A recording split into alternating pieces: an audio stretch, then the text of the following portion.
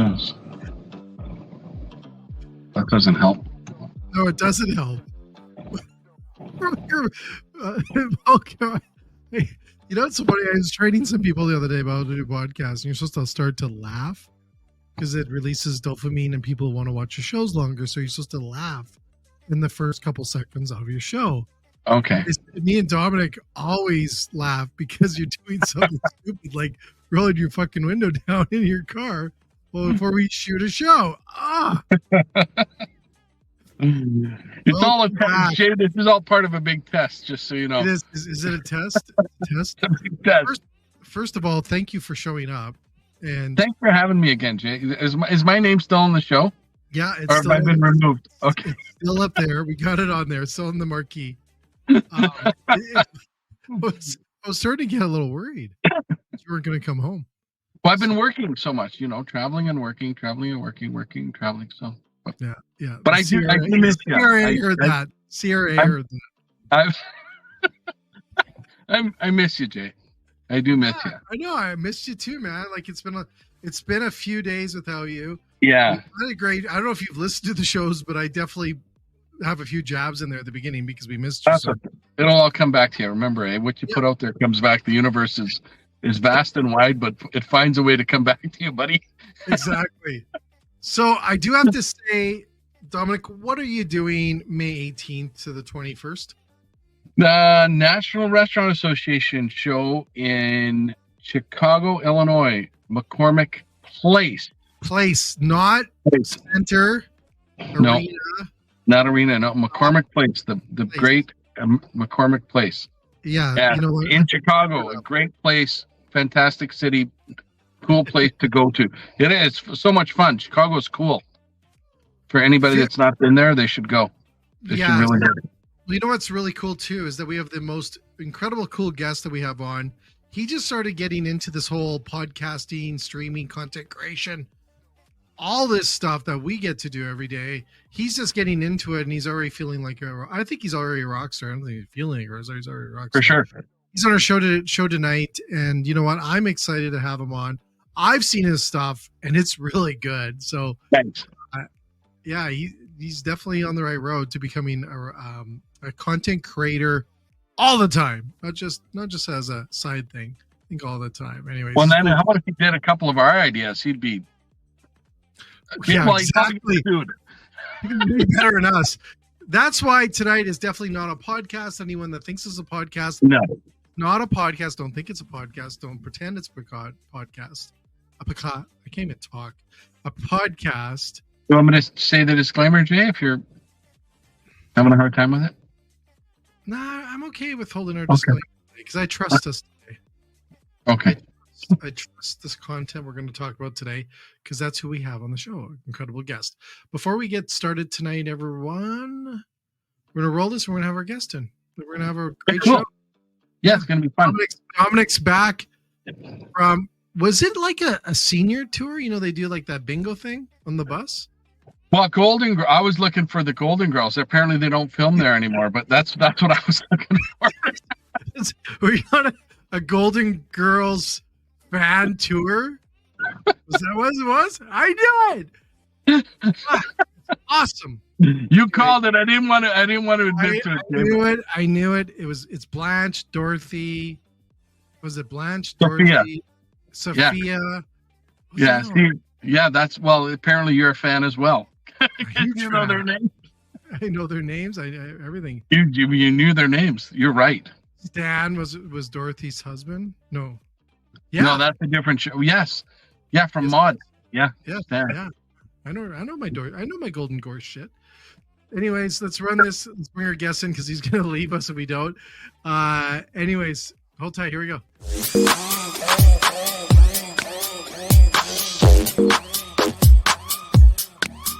Got my name.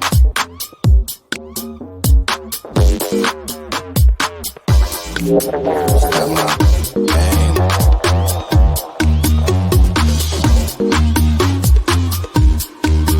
Got my name.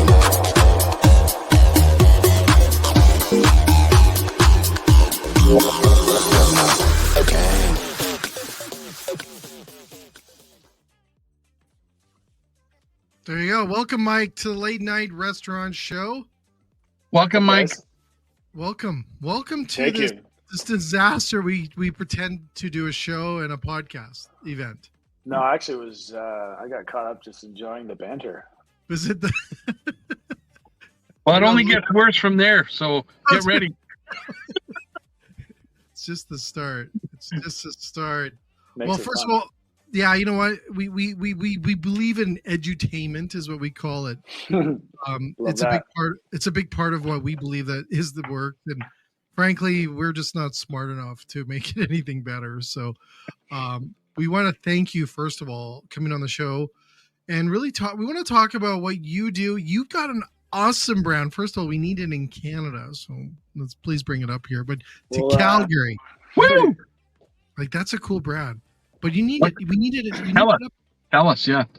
Tell us more about yourself and your brand and your company. Okay, let's see. Where do I start? I Sorry, currently Mike. live Sorry, in- what's your last name first? Mike, tell us your last name. Last name is LaRue. LaRue. LaRue. I'm actually like 85% French, Canadian French, and actually Paris, and I don't speak any of it. That's okay. Either do. Nobody will hold that against you, Mike. It's cool. Yeah. That's okay. But no, I super humbled to be on the show. I love what you guys are doing. So, the invite means a lot. So this is going to be fun. No, thanks for joining us. So let's talk Angry Chickz, because I Yeah. love this brand. I love this brand. Perfect. So we're Nashville Hot Chicken. Nashville Hot Chicken. Nashville Hot Chicken. And what's interesting is when people think of Nashville Hot Chicken, Dave's Hot Chicken is by far the leader in the pack that took what is mostly an item on a menu in the South and took that and ran with I call it idiot-proof menu, and obviously they've exploded. And so I think since they've kind of blown up, the Nashville Hot Chicken has been the space that I think a lot of people are trying to get in. Especially down here in Southern California and Los Angeles, there are a lot of pop-ups. Again, this industry, it's like when they did it when Pink Berry came along, then all of a sudden there was 1,000 yogurt concepts. When Pyology and Blaze started, then everyone else tried to kind of get on that train. And so I feel like that's been done, and is still attempting to be done with Nashville Hot Chicken. And so I'll give my kind of backstory. So I've been in the industry for a little over 18 years or so. I've only worked with emerging brands, and I call it the first part of my time in this industry was more focused on franchise sales. I learned what not to do as We do that every day, don't worry. as an emerging brand, and then from that point, I went on to started a kind of an advisory consulting firm that was actually, hold on one second. My earbuds just died. See me okay? Can you put them back in? Did they die on you? This is what we call a bathroom break moment. I think he's got it under. Looks like he knows what he's doing. I know. Well, he's got a He backup. has a backup. Yeah, that's He's cool. got a backup plan. Going old school. What? You know what? That's Well, I was that's saying, Mike, we call that a bathroom break once in a while on the show. Dominic, we did this 2 weeks ago. I went for a 5-minute bathroom break, and Dominic just kept talking, so it's all good. but yeah, Jay wasn't really gone for that long. It wasn't. It was fucking long. It was long enough. Anyway, sorry, Mike. Back to your story. No, it's okay. No, sorry. We just don't stop. So So this is actually important because this, so kind of the latter part of that first stint or the company that I kind of cut my teeth on, came across a video called "How Great Leaders Inspire Action," right? Simon Sinek, and I was gonna say that's Simon. Yes. that hit me like a ton of bricks, and because it was at that point in time, there were, in the franchise sales side of things, you're ultimately, you're supposed to be looking out for the brand in the best interest of, okay, what's going to put the brand in the best position to be successful. But what I didn't know at the time is you also have to put the franchisee in the best position to be successful. And there were things that I knew that was going on the franchisor end.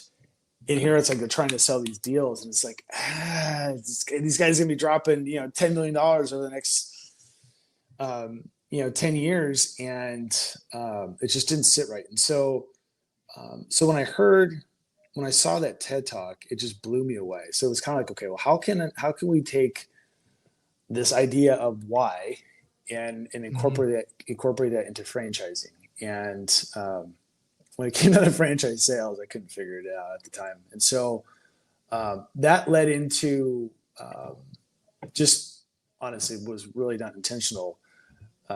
This consulting advisory firm, just helping brands that were kind of at that fork in the road. Do we continue growing ourselves, or do you go the franchise route? And so we'd kind of help guide on that path. And then my business partner at the time was a contractor, had built hundreds of restaurants. We wound up building the second franchise location for the Whole Wall guys. Our buddies wound up developing the southern half of California. And that led into creating this, call it service, to where so the Whole Wall guys hired us, and we wound up putting together basically the systems and processes for when a franchisee signs their lease. Now, what do I do? And they had, sold a ton of franchises in a very short period of time, and they didn't have that, call it infrastructure in place. And I mean, I think at the time the sign vendor was in Toronto. So you had the sign vendor in Toronto shipping stuff across the border to the States. I mean, you can imagine how expensive that stuff was. So we were there. So they were a client of mine from that location till when I left at about 90. And just in that time, I really gained a really good understanding of the franchisee perspective, kind of the ebbs and flows that they go into, the things that they want to see from a franchisor, and kind of combined with this idea of Simon, because again, through this period of time, I still couldn't figure out how to conceptualize this idea of like we had our why, but still it was what I'm trying to recall. It was like how like we believe in positively impacting communities by helping entrepreneurs prosper through franchising. Like it sounded great, but the execution was we were still kind of trying to figure that out. So, but isn't that normal, Mike, in a sense, when we find, because I do that a lot with what I do, and Dominic forces me, but it's that why part, right? Like I find, because I think a lot of people struggle in finding the why. I'm with you. Like I could get the why, but it was the execution part, right? And then how do you execute it that doesn't disrupt the why, right? Like that's so true. Exactly, Jay. Right? Like, it doesn't change. Yeah. It's, they can get messed up, right? You could wreck the why part in your execution 50,000 ways. Yeah. And I think that often happens, just not necessarily intentionally, right? I think a lot of people have really good intentions, and then it gets messed up because of the processes you put in place. Yeah, and that's I think when like you're full blown, I can't think of a better example, but a franchisor. Like if you're already operating, you have franchisees to come up with that. I mean, that's like it's like trying to stop a, train going 150 miles an hour. I mean, it's impossible. And so, when you start with that, it does become challenging because I feel like everybody involved has to be on the same page, not just from your end, but from vendors to your staff to the team members on the ground and within the four walls. And then, obviously the franchising side, the franchisees as well. And it's obviously not easily done, because if you can think of certain brands that absolutely crush it when it comes down to, how they make someone feel, there's not a lot of brands that you could actually think about that actually execute it well. And it's because I think it is difficult to, the more people that you have involved into that, in that process, the harder it's going to be to get everyone on the same page and everyone kind of have that core belief. But when you do, it winds up being the compass that keeps everyone on track. And when you do kind of fall off track, I feel like it's easy to distinguish what fits and what doesn't within, call it that, that why. And so you were at Halal Guys, and then you left. Yeah. So I got, so then let's see, June 2020, my wife and I had our first child. So I had a little girl in June of 2020, right in the middle of COVID. And awesome. Congratulations. Thank you. I appreciate it. Yeah. Daddy's little girl's a real thing, man. She's got me wrapped around all 10 of her little fingers. I love it. And so it was like, my wife's like, so when are you going to get a real job? This consulting advisory thing. And but I always thought it'd be really cool to focus on one concept and kind of take everything that I've learned over the years. And it was a little difficult at first trying to get out there because I was always behind the scenes. So when it came down to credibility, I really didn't have any street credibility. But the power of LinkedIn, you guys know Joe Caruso. Shout out to LinkedIn. You send us a check, split it 3 ways. Yeah. So I had reached out, and one recruiter led to another, to an opportunity that led me into got the role with the Junior Ramen Bar. Okay. And I was able to kind of incorporate. It was challenging with I never worked in Japanese culture before, so that was an incredible learning experience. But had a really good run with them. I actually wasn't looking to leave, and then I left, and I got plucked to come over here with Angry Chickz. And I say I wasn't looking to leave because I really wasn't. Like, I think people are kind of naive to not at least be open to listening to kind of what's out there.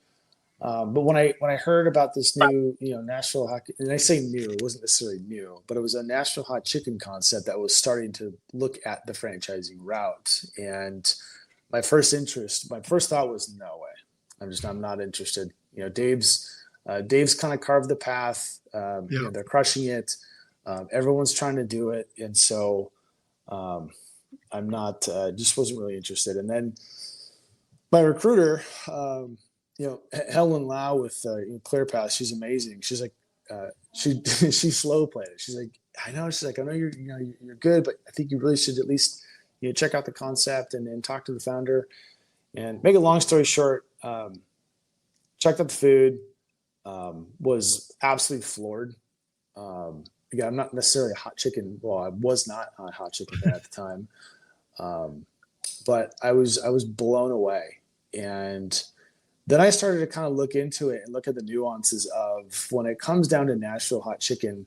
And this kind of ties into having a more of a purpose-driven approach. I feel like when you jump into something because it's like the hot thing, it's easy or easier for it to just kind of fizzle out, because it was just it was the shiny object for that period of time, versus someone putting in the blood, sweat, and tears to actually see it come to life. And so I started looking at the concept, and then saw that there's this guy who decided to open a location in Hollywood, and all of a sudden he's got 23 and has done it all by himself in California.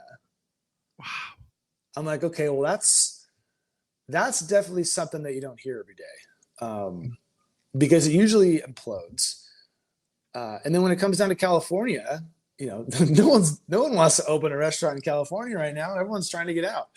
And so the fact that he kept, he just kept moving. And so at one point, gosh, he had 350 employees in like 18 restaurants, and he was finance, he was HR, and he was ops. No way. Wow. So I think it was really at the point where it actually would have imploded, because it's impossible to, there's so many different nuances of operations and inventory control and the supply chain. And it's just, let alone, labor and managing the OT hours. There's so much. And so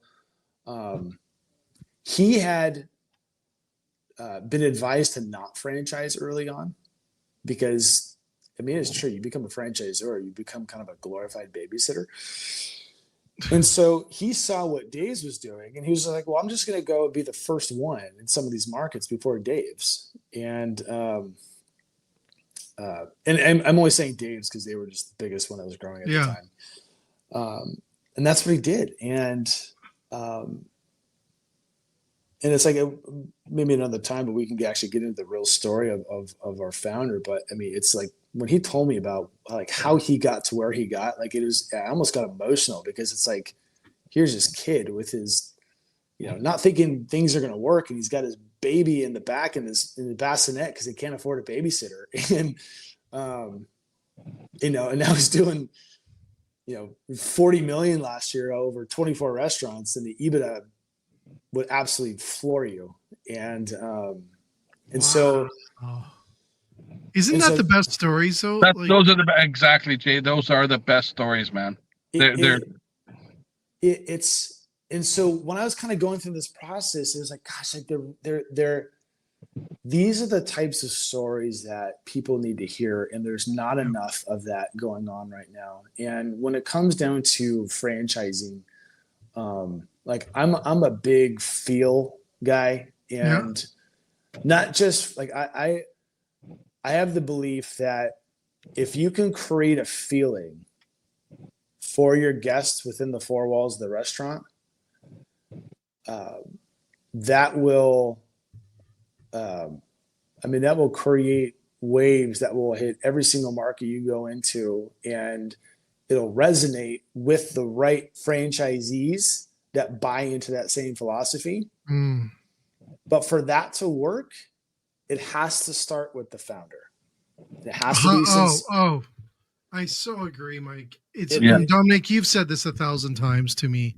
It has to start with the top. It has to start. It has to start with the top. There. And their appreciation for what I'm going to foreshadow what's coming, I think, but their appreciation for what the new franchisee is going to go through is super important, because they're close to it. They've lived it. They've done it. So this is where I think what you're gonna say is gonna happen. But I'll let you continue. We've heard you said foreshadowing. I did say foreshadowing. I'll tell you what it means later, Chad. Like freaking Oprah. Like, come on, man. So I don't want to burst your bubble. Don't do it. Burst it. Burst away. So how do I say this? He appreciates what he's done, but he's in the mindset where it's like, well, we don't have to franchise. Why don't I just open it to some of these other markets? That's cool. And that's the thing. And so when it comes down to, because I think I know what you're saying, because I feel like I've been thinking about this lately. When it comes to franchising, I feel like there's almost like, so I'm a baseball guy, so I'll use MLB, not the NHL. So I'll use it in MLB terms. So you have Major League Baseball, right? Yeah. So you got the show. Well, you got AAA, you got AA, you got single A, you got rookie ball, you got instructional league. Well, I feel like there's a level of franchisor that you can kind of compartmentalize in each of those different levels. Probably. And if I'm a C-level, if I'm an executive and I'm, and I got a good stash of money put away, and I want to get out of the 9 to 5, and I want to have kind of control of my schedule, and I want to own my own business or buy a job or whatever it looks like. I'm not going to go straight to the major leagues. No. And I feel like in franchising, there's brands that fit in categories, but those brands are going after, like I feel like brands who might be like AAA, they're going after the guys that should only be like in rookie ball. And so I feel like there's a level of experience from a franchisee perspective that has to start somewhere before they get to AA, before they get to AAA. So for us, for example, we're not going after we're not going after the person who's just getting drafted and he's going to be put in single A right away.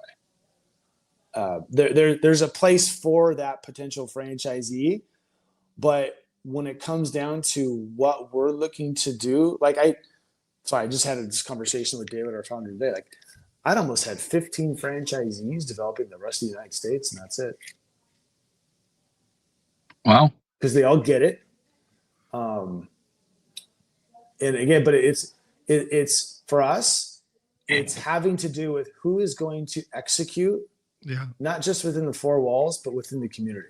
Who's going to understand that every person and every guest that walks through that door is someone that you literally could change the direction of their life just based off of them feeling like you give a shit.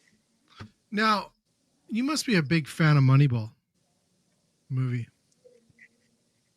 I wouldn't say big fan, but there's some notes there. I get some notes. I grew up in Fremont. I spent a lot of time in Fremont. Okay. And used to be a big Oakland A fan with McGuire and Canseco's and guys, but okay.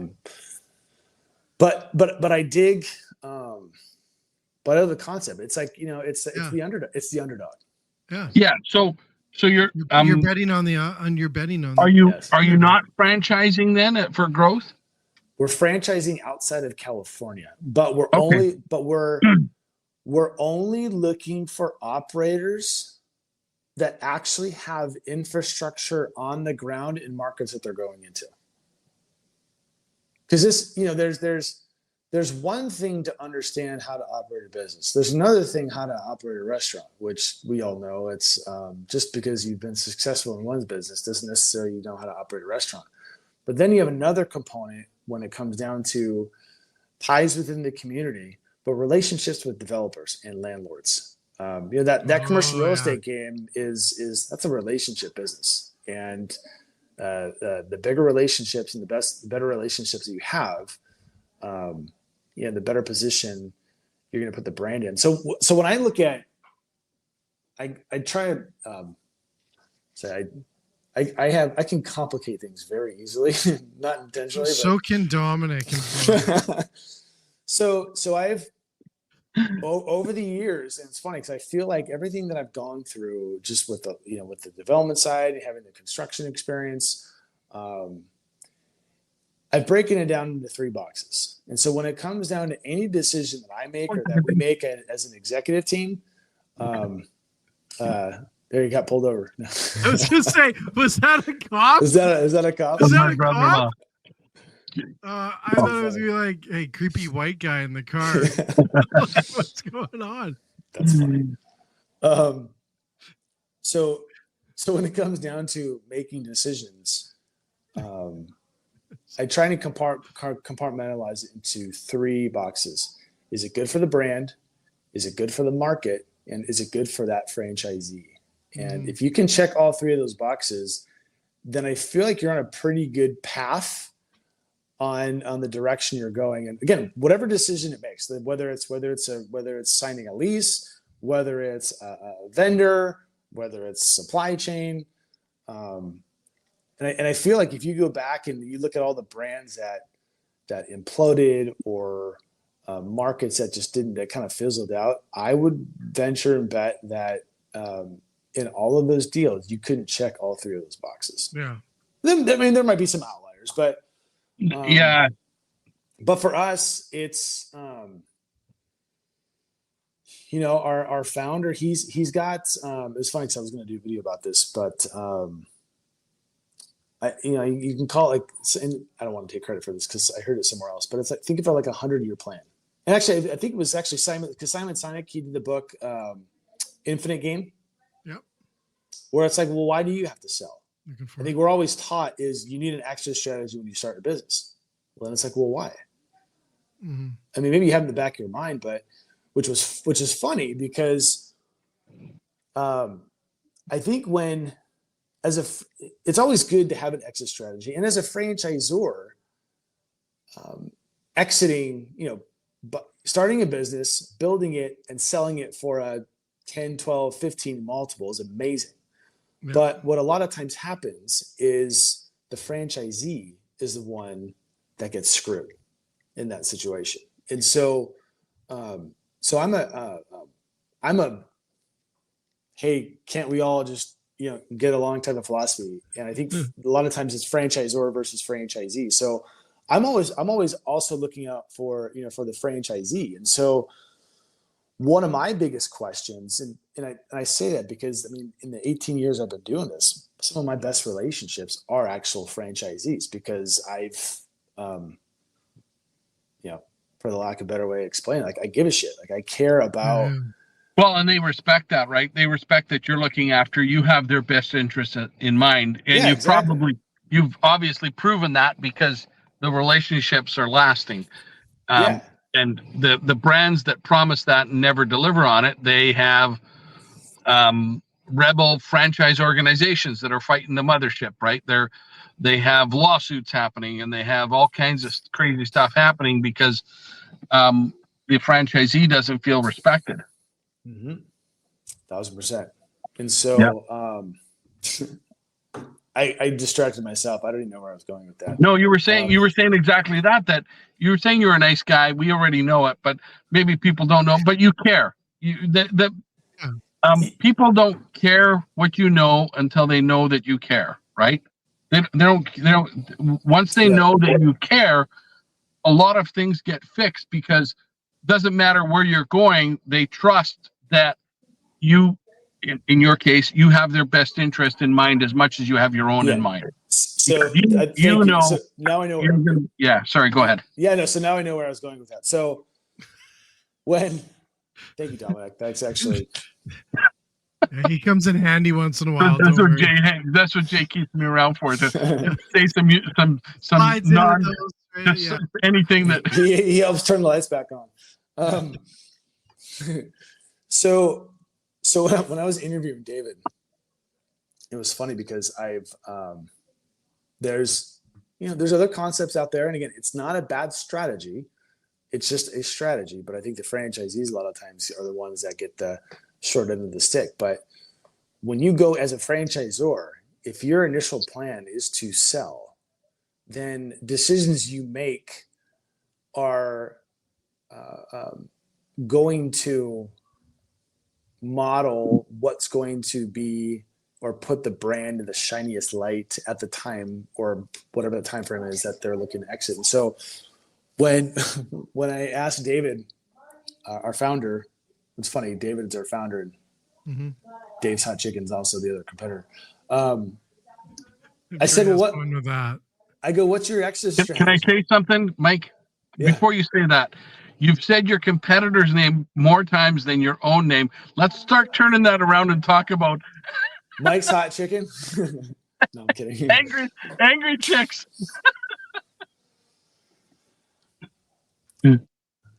So funny. No, it's not. But All right, please, Mike, I want to talk a little bit because no, let him No, tell so us. No, I know. No. You just keep Let him going. finish. Keep This going. is Keep actually going. important. This is good stuff. No, this is good shit. So I love asked him what his exit strategy was, and he paused, and I don't think he knew how to answer. Really? And, Cool. and I That's said, and I go, well, That's not normal, is it? That I seems go, pretty I go, in unique. 6 to 8 years, would you sell if you had an opportunity? And he thought about it. He's like, he's like, I guess if my kids don't ever want to take over the business, then I'd probably sell. His kids are like 3 and 6. So he's going to be around for a while. And so when it comes down to making decisions, call it this, kind of 100-year plan. It's you're making decisions that are for that are built to last, not for priming it up to where you can flip it in 6 years. Nice. So how does it make you feel, Mike, to work for a location like that? Like it's got to feel good. It's got to feel good. I tell you what, working it's for someone with the purpose is pretty deep. It's a great question because I've been thinking about this, and I can tell you this: it's like I'm having more fun than I've ever had in the industry. I love that, dude. And what's even more special is when everybody is on the same page. Yeah. From our founder to, and our founder, again, every founder has founder syndrome. He by far has the least amount of it. He knows what he knows. Like he knows what he knows on how he got to this point. What's an education process for him is what's going to get him to 50 and 100 locations, corporate and franchise. And I feel that he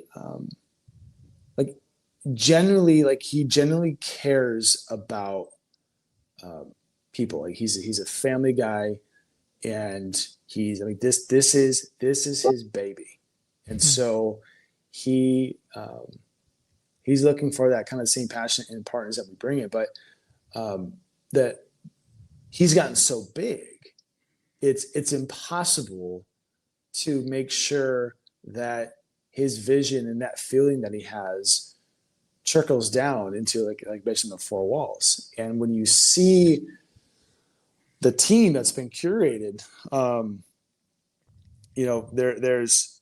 it starts with the top. How do you get that all the way to the 4 walls? Well, we have our director of ops. He's, when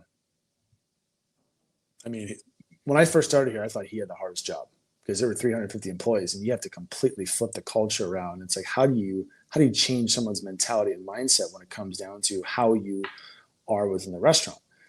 And just an absolute stud. To put in perspective, he got GM of the year twice for Raising Cane's. Twice? In a third year, he didn't get it. The girl that he trained got it. So it's like, when I see all of this, so I've been here since October, and now seeing all of this hard work that's been done on the operational infrastructure side, and now starting to see that through sales and the uptick in the restaurants, and then going into Italian. So we did there's a point to all this when it talks about how you feel about being here. I'm 1,000% believer that if you can make an impact within the community that you go into, there's this phrase: people will never remember what you say or what you do, but they'll always remember how you make them feel. Well, if you can create a feeling for every guest that walks through that door, you cannot lose. Like, you really have to screw up for that call it restaurant to not be successful. And so, but again, it all starts with the top, because if you're making decisions that are preventing that operator on the ground to not be able to do that, then there's fracture, and then it never works. And so to see that actually execute, we opened, so this was this is our first franchise location, and it's we help. So it's in California, and there's a relationship there with the founder. But you know, he stood by his word to one of his good friends. And again, it's actually an amazing relationship. But this store is crushing it. But to see it, we did.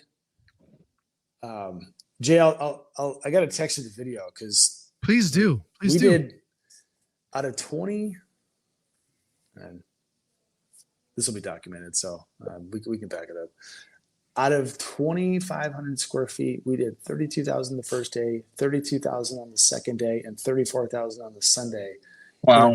In a town of 130,000 people. No. Awesome. What? Awesome. What? And talking to, the mayor was there, and talking to the treasurer. It was funny because there's a Walmart at the other side of the parking lot. And they're like, man, this parking lot hasn't been this full since Black Friday.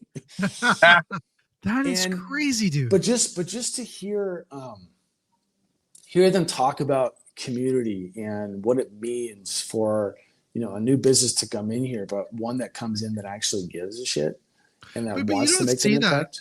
And I think that's what I find fascinating, Mike. And when I saw the brand and everything, is that I feel it. It's not just that actually you guys are doing it, which is even a bonus on top of it, because I'm tired of people saying stuff and not actually doing it.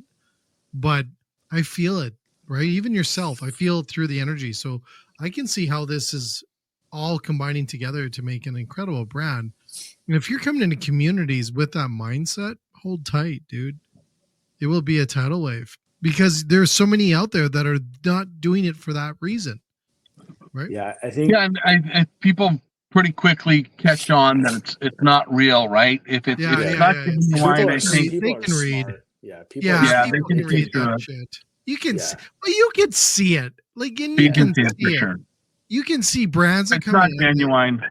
Yeah, you can see brands. Like that's with the franchise model, as much as they're big corporate brands, it's always a local owner that usually it is a local owner that is part of that brand. And it's obviously with your brand, it is in this case that you're talking about.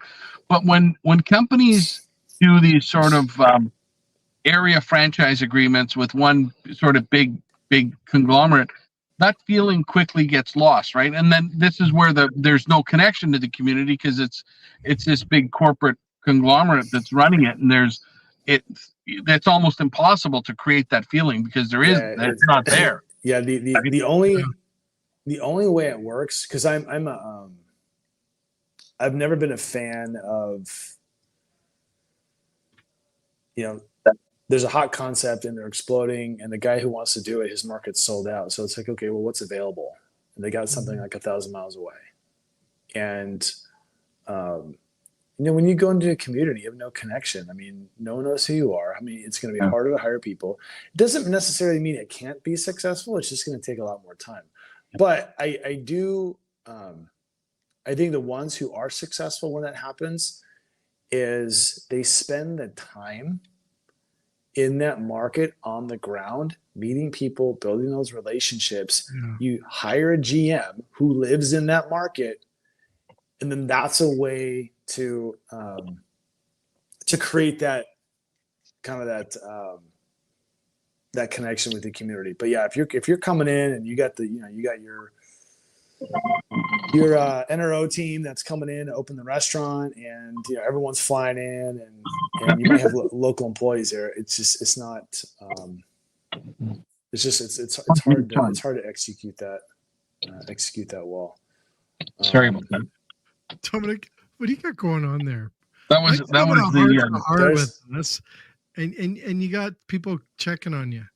That was somebody gave me a key to the place I'm supposed to be going into, and then their phone connected to the car I'm in. So sorry, I love that happens. No, it's okay. So Mike, can we talk a little bit about so first of all, I love how you guys think of how you come into markets. I think it's fascinating, and it's also, like I said, me and Dominic have seen 1,000 of brands and stuff come into the market. I love how you guys think of things. It's a little bit more. Not a little bit. It's a lot more thought than just putting up stores making money. There's more to it, and I think that's awesome. I think that's what's going to cause you guys to be a brand to be reckoned with. Like, I think it will be amazing what you guys are going to do. Tell us a little bit more about Angry Chickz. And like, first of all, Dominic, if you get a chance, go check out their menu. Because I think this might be the first menu I've seen chicken on a slice of white bread. I'm going to be in San Diego in a few weeks. Is there a location in San Diego? We got to talk about your traveling schedule in our show. We're in San Diego. Near the waterfront? I don't know, but somewhere in San Diego. Like downtown. Yeah. So the closest one we have a location in Oceanside, which is maybe, depending on traffic, maybe an hour north and 45 minutes. Dominic will make it his duty. I might stop in. Yes. Well, please let me know if you do, and make sure that you're taken care of. But I want to do the menu in person for sure. It sounds cool. What's this? Where did this idea come from? This is awesome. So, one of the things. So it's funny. So going back to our founder's story. He had actually moved to Hollywood and he was opening a Mediterranean restaurant. And this is when he came across hot chicken. He actually had tried it and fell in love with it, ate like it 10 days in a row. So not to get off track. So you guys mentioned dopamine about laughing and whatnot. So when I was doing my research on Nashville hot chicken, there's certain peppers and certain chili peppers that actually, when you do ingest it, it releases dopamine and endorphins. I'm like, this ain't no fad. This isn't going anywhere. No, are you serious? I did not know that. So we can do a podcast sponsored by Angry Chickz. You guys can eat hot chicken before the show. You can get people all jazzed. Yeah, let's do it. I think it's brilliant. So this Mediterranean concept. So he started creating the hot chicken because he just loved this like taste profile of like he's always been that hot. Like he was the kid that his buddies would dare him to eat like a jar of jalapenos, and so he just was doing the chicken out of pure passion. But then the Mediterranean restaurant basically had to close it down. Like 6 months later, he came to the kind of this fork in the road. Okay, well, do I do an asset sale and move home where everyone had told him that this is going to fail, you're going to be back, or do I try and make a run at this Nashville hot chicken thing? And so he went and borrowed more money from family, and he took that route. And this is when he was just him and his wife, and they had a 1-year-old at the time. And so when it came down to curating the menu, it was creating something simple, because he didn't have the luxury of getting complicated, because he didn't have a lot of time. And so he created that, and then we do have rice. Actually, our rice is amazing. And that was just from he's Armenian. That was a culture thing. And so it was, okay, well, what's the simplest? And it was the mac and cheese and the tenders. And obviously we do the sliders and then the piece of bread. When you look at like Raising Cane's, they have their Texas toast, and I think Dave's Hot Chicken has a piece of bread too, I think. But it was just, I love it, dude. I love it. Yeah, it was.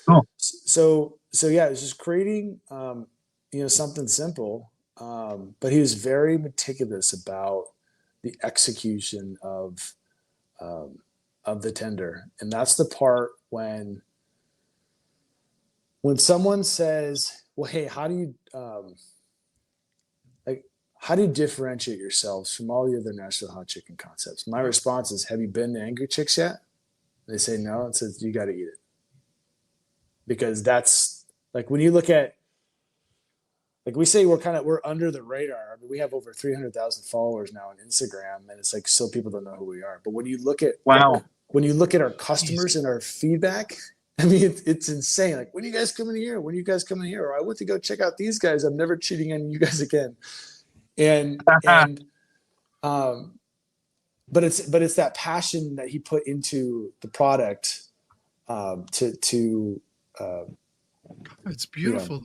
And Jay, here's the cool thing, right? Is that as much as it may sound unique to Dave at Angry Chickz founding story, it's every successful business's story.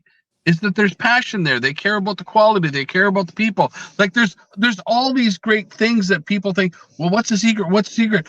It's not really a big secret. It's like they care. They want to do good stuff. He's meticulous about the quality and what he's doing with the chicken and the strips and the tenders. It's like it's detailed. And Leanna said that it's the detail. It's buttering the toast from corner to corner to corner. How many people would be particular about the rice, right? No, They're exactly. down to the detail on everything, and I'm sure That's you guys awesome. specifically have the cheese. The mac and cheese is done. Oh, we have 3 cheeses that I love mac and cheese. It's to the point. So we flew out as we were at Houston yesterday, just driving the market and just trying out some of the other hot chicken places. And it's funny because I'm not a creator, and the guy that we're talking to is one of the best operators that I know. He's not a creator as well, but he can take something that has been created and then actually blow it up. But we're both watching him and watching David takes a bite of the mac and cheese, and within 3 seconds, nope. Tries the fries, within 3 seconds, nope. And like he's like, it's too dry, it's too oily, it's too this. Tries the chicken, tender's good, but there's a tangy side. No. Like it's like he just like it's like he could do it with his eyes closed. Yeah, it's awesome when people can do that. So the growth wise, you're owning in California, you're franchising outside of California. What's the growth plan for this year? What's it look like is going to happen? Without giving away any trade secrets. I don't. Yeah, I mean it's. I mean, I could tell you. I mean, I'm not. People, I know people are always worried about like if you know the exact recipes, even then I wouldn't be worried because it's like you could take. I know. You could take all the ingredients, but if you don't have that passion and drive, it's still never gonna measure up. And so no, we don't want the recipes. We're not asking for those. Yeah, no. So honestly, our growth strategy, the availability of real estate is going to dictate our speed of growth. Is there opportunity because of the last couple years in real estate, or is that drying up quick, or like? It depends. So in California, we, it's with our $20 an hour, like our fully baked labor, we're in a very fortunate position to where we're still in a very good position. And everything that we've done thus far has been done with zero local marketing. And so all of the opportunities that we're going into right now, again, this is specifically California, are all second gen. And unfortunately, with what's being kind of pushed down from our government in California, there's going to be a lot of restaurants that aren't going to make it. They're not. Yeah. Well, it was. I think it was in FSR or QSR magazine was an article just recently on that. It was actually the McDonald's. I think it was in California. It was a McDonald's, and it was an article about how they're trying to survive. Yeah, it's been. I'm a part of. Actually, Troy and I are part of a group, kind of a restaurant executive group here in California. A lot of the guys are on the board of the CRA, and so this has been a topic of discussion for the last, I would say, 8 months, and everyone's trying to figure out how to work around this. And it's you got to get nimble, you got to negotiate, go back to your vendors, you got to treat your people, you got to make sure your people feel valued. But for us, obviously, we raised everybody. We don't have to because we only have 25 locations. The threshold's like 60. But, if we didn't, then those who, this is a small space, especially like back of the kitchen. Yeah, if you got your buddies, they if you got your across buddies the working road. across the street, and he's making Yeah, $20 you're an gonna hour now. lose. Yeah. Flipping So- chicken there. Yeah, they're gonna move, right? So we have Jeez, but no one thought of that though. I don't think they thought of that. Right? Well, not gonna, they're because they're not They didn't- they're not restaurant guys. No, They're not no. thinking about that. They're just yeah, No.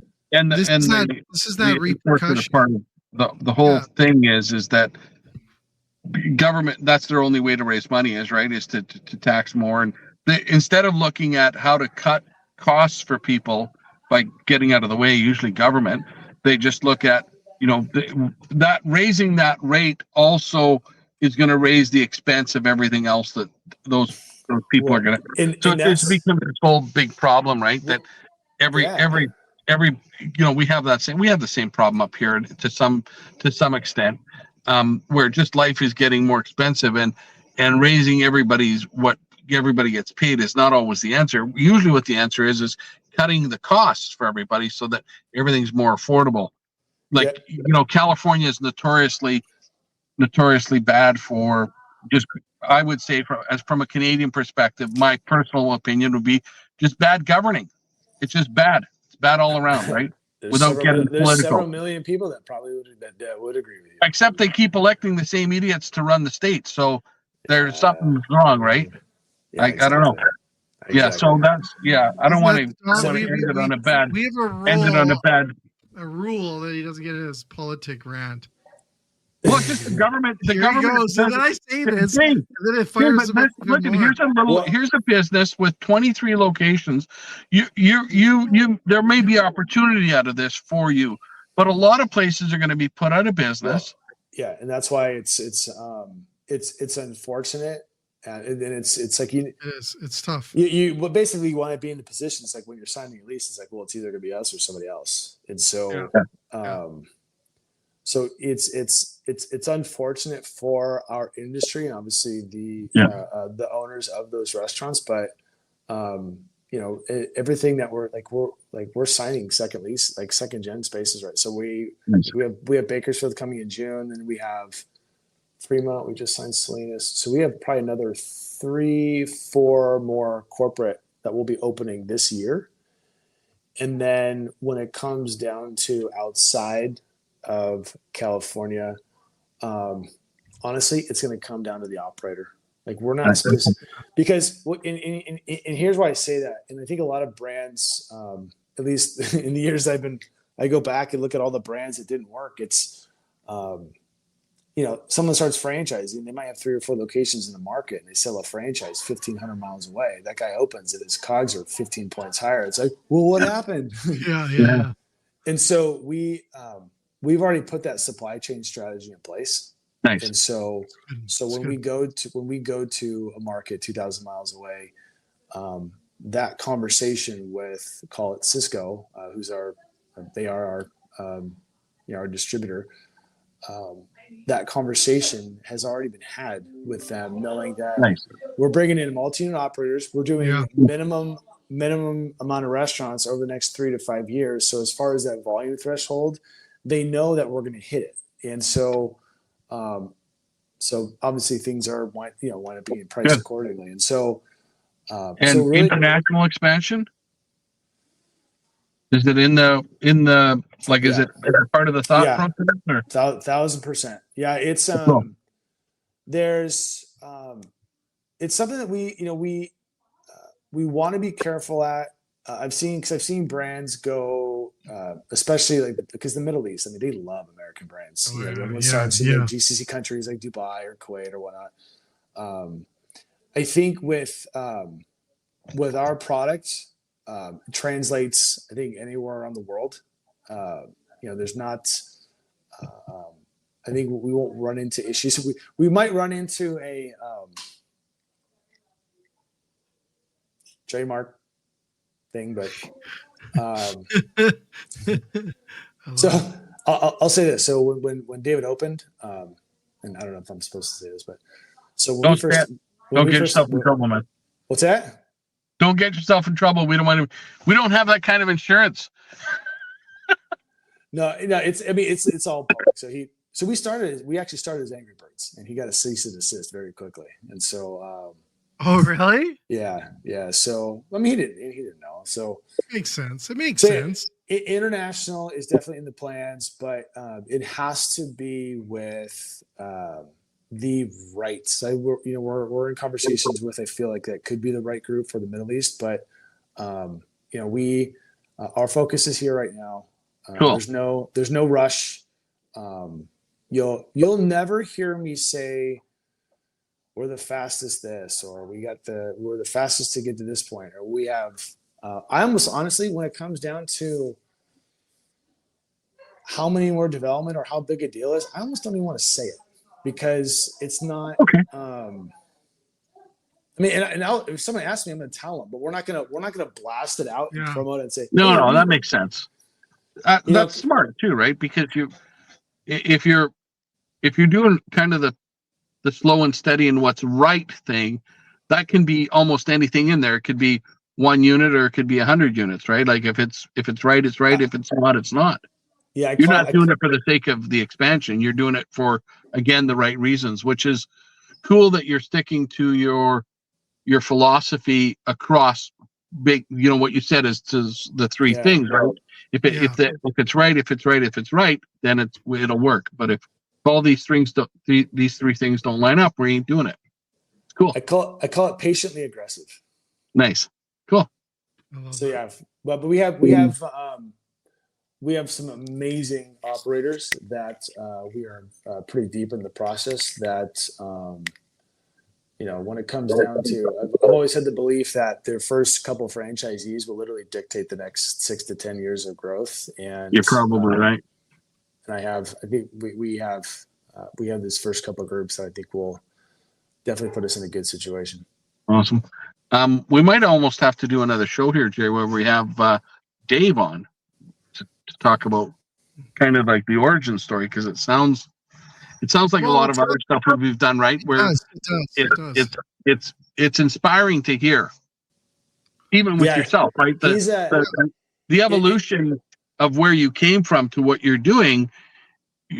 You said you're happier. You look very happy. I don't know if you've had a couple of beers or something, but No, I will say this: we do a gratitude moment every Thursday at 4:00. Oh, really? And, you guys are good at this. So we get our whole corporate staff that's here, and we just kind of go around and just it's either someone's grateful for someone for the work they did in the past week, or hey, I'm grateful for every Thursday, Mike. Every Thursday. Mm-hmm. You said every Thursday. Every Thursday, yeah. I love that, dude. We've all been like, I was traveling the last 2 weeks, so I think they're doing it here. But we're I love it though, dude. I love that. Yeah, it's cool. It's cool. Yeah, that lines up with what we do, Jay, in a sense that we want to talk about positive things. We want to talk about things that are doing well and kind of. There's lots of negative, and same with people's lives, right? And in our workplace, there's lots of things to be unhappy about, right? There's tons. Oh, there's tons of them. But there's a lot of things that we can be thankful and grateful for, and especially in our industry, we lose sight of that, right? Especially in our industry, there's a lot of negative. Like I'm in Whistler next week doing it's called Dishing Out Optimism, and I'm doing a whole talk on being positive in the industry. Because I'm done talking negative. There's enough negative. I'm done with that, right? And when someone's like, "Bring it on." Yeah, exactly, right? Dish out the positivity. Yeah, exactly. I feel that. Mike, you want to try something? Can I teach you something? This will blow your mind. Okay, have you ever tried the line trick? Have you tried the line trick? No. Okay, so you see the lines on your hand, right? Am I gonna hit myself in the No, it's not that, not at all. So you see the lines on your hand. Now mirror those up together, okay? Close your hands and you'll notice one finger is longer than the other, right? Yeah. Okay, now take the shorter one and stare at it and tell it to grow. Okay, stare at it. Just tell it when you want to hear it 8 times. Grow, grow, grow. Grow, grow, grow, grow. Dang you, grow, grow, grow. Wow, it's like longer. Now put them together. Whoa. Yeah. That's a positive mind. Okay. So that's a good way to end the show, Jay. Grow your You like that fingers. way? I'm gonna freak out my wife when I get home. She's gonna dig that one. You like that one? I know, like, but that's a power that we have when we talk positive, and that's the idea. Is when I think That's when I look amazing. through our industry, is that if we can pull positiveness into our industry, we're going to get through the challenges you have in California, the challenges we have in Canada here, challenges in our overall industry. If we just start to embrace the positive, like you do on Grateful Thursdays, we need to do that. We need to do that in everything we do, because we get stuck into the negative and we almost embrace the negative. We shouldn't be. Mhm. It's tough, and I'm not saying that it doesn't suck out there. It's tough out there, and there's shit every corner. But we need to embrace, because the more that we work that muscle of a positive mind, it's going to make things better. And it's going to make your hands grow. Yeah. I love it. I love it. Well, we want to thank you, Dominic. Was I going? Yeah. We're going to have No, like I'm this. just gonna ask him what's the website to people, like people in Canada. I can do it. It's angrychickenfranchise.com or angry No, chicken. so it's Angry Chickz with a Chick. Z. Sorry, Angry Chickz. That's my deluxe. With a Z. yeah. And .com. then Instagram, I think we're the Angry Chickz. It's good looking stuff though, man. There's some good looking chicken there. Yeah, it's pretty amazing. So yeah, no, we I look forward to. Oh, and you you grill the buns with butter. Yeah, Dude, you should. you put some honey on that chicken. Don't do that. Don't do You'll hear something crazy. So I mean, Yeah, I think, Jay. If I when I get there, I'll let you know. Thanks again, Dominic. We'll do a living live for you. live tasting. well, what would really be funny, actually may not be funny, is we have Dominic do like the angry hot. So Or no, like or the chicken beat the crap out of them. Can we do that? No, so our hottest level, Oh, our please. customers have to sign a waiver. I see that you have a waiver. I will absolutely. I don't like super hot. I won't do it. Dominic, I will be doing a mild. So I'll and be to doing the mild. put it in perspective, the second hottest has ghost pepper in it. Oh crap! Oh wow. So our people still do it, and I think it's more of kind of a novelty thing, or like new kids come and say, "Hey, let's TikTok this." But yeah, no, this was fun. Thanks so much. We had a lot of fun. Yeah, this is great. And Mike, all the best in on this, and hopefully Dominic can go down there and don't wuss out. Have the hot one, Dominic. I love your brand. I think it's going to be huge. I do feel like my gut's telling me, because there's so much passion and it's deep with value and purpose. You guys are going to rock it across this country. Well, congrats, man. Thanks so much. Thanks, guys. I really do appreciate it. Enjoy it. Thanks, It was Mike. fun. No, thank you so much. All the best. All right, so Dominic, there's another one. I'm batting him a billion here. Yeah, exactly. You Yeah, know, I so love cool. the A passion, cool brand. Love the passion, the theory, the ideology behind the products. It's absolutely awesome. Yeah, and it sounds like they haven't been what would you say, blinded by success, right? Where they've given up their values and they're, hey, we're just going to go for growth. No, we're going to do it right. We're going to stick to. I think that was an 80s song. Cool. Very Wasn't cool. that an 80s song? What? Stick to our guns? Blinded by the light. I said light. Success. Okay. Yeah, okay. blinded by the light. But yeah. I could just see you in the 80s with hair. I had a mullet, Jade. Did you? Yeah. And curly locks, man. They were curly. We're gonna oh my God.